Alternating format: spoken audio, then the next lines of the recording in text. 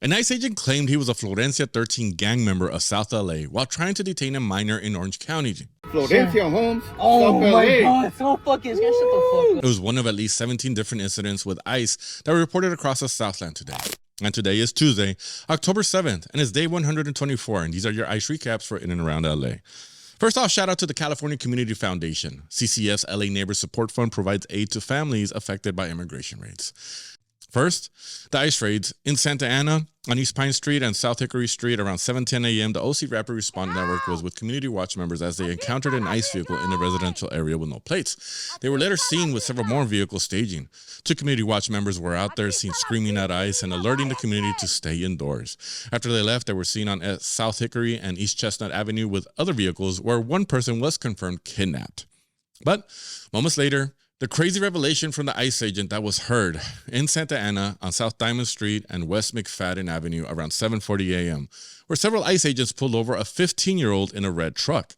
The teenager started recording the altercation as he used a lot of foul language, like calling the agents the N-word or calling them gay, amongst other things, and getting at least into their heads, at least one agent's head, who walked up to the kid in a failed attempt to intimidate him. The agent responded by stating that the area was just Disneyland and bluntly claimed that he was from South LA, specifically from Florencia, a notorious street gang with ties to the Mexican mafia.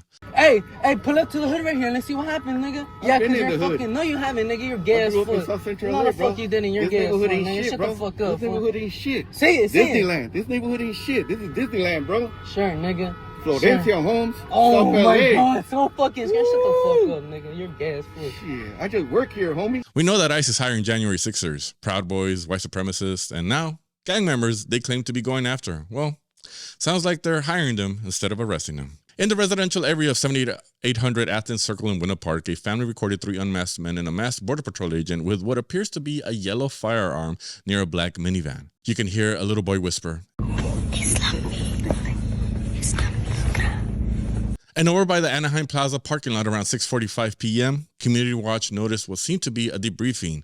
They were quickly noticed and chased out by the Community Watch team. ICE also spent some time in South LA on Vernon and Central Avenue around 9:47 a.m. Various Community Watch members witnessed masked agents walking around. A block down on Vernon and Hooper, a witness saw the agents kidnap someone. They were later seen still lingering on East Vernon Avenue and Long Beach Avenue, and then at the Tam's Burgers parking lot on 51st and Central Avenue, where they were likely debriefing. Also in LA, on San Marino Street and Gramercy Place around 11 a.m., a report was submitted of a man being taken by 2 ICE agents in a new black uniform that matches the one agents were seen wearing earlier in Buena Park with the Border Patrol. They were also on the west side in Venice at the Millennium Car Wash on Lincoln Boulevard around 10:40 a.m., where 12 agents raided and kidnapped 4 workers. 1 was let go. Up in Reseda, at a residential area on 7502 Yarmouth Avenue around 9:52 a.m., a man was seen being pulled out of his white truck and taken by 3 agents. They were also spotted scouting the Inglewood Home Depot on Century around 11:20 a.m. and the surrounding area. At the Gardena Home Depot around 8:20 a.m., several ICE agents were seen outside on the sidewalk. At least 2 were confirmed kidnapped.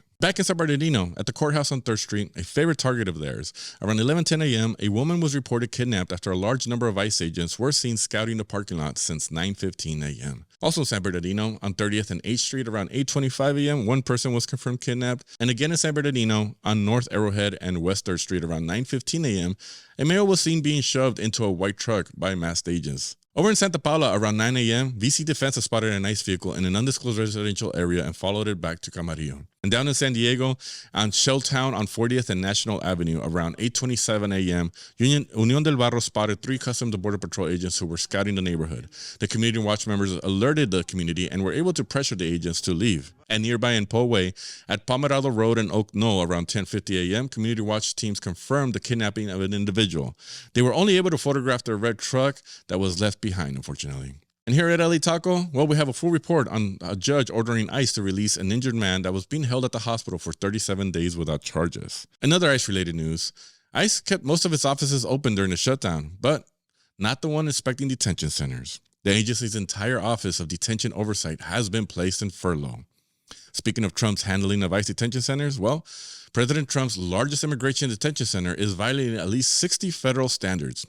It's intended to hold up to 5,000 migrants and is costing $1.2 billion and counting. It's the first of 10 facilities Trump plans to build. A few of the violations include basic necessities like working toilets, sinks, monitoring and treating medical conditions, and ensuring detainees can contact families and lawyers. And in true Trump fashion for caring very little about others' concerns, the National Guard arrived in Chicago area despite a judge urging feds to hold off. And in ridiculous-sized news, the U.S. Secretary of Homeland Security, Kristi Noem, flew to Portland with several MAGA influencers to bring quote-unquote peace to the war zone, as Trump has called it. She quote-unquote confronted a couple of dozen protesters from the roof of the ICE facility in what turned out to be a very anticlimactic scene. They also released another propaganda video in which they dehumanized Latinos with the caption, "Bag it, tag it, take it down," showing agents approaching several cars and people with their guns aimed at them through car windows, chasing and tackling hardworking Latinos. If you appreciate reporting like this, please consider becoming a monthly or yearly member of LA Taco, buying some merch, or dropping a dime in our new fundraiser for a documentary so we can continue to bring you this vital information. Everybody remember to stay safe and stay vigilant.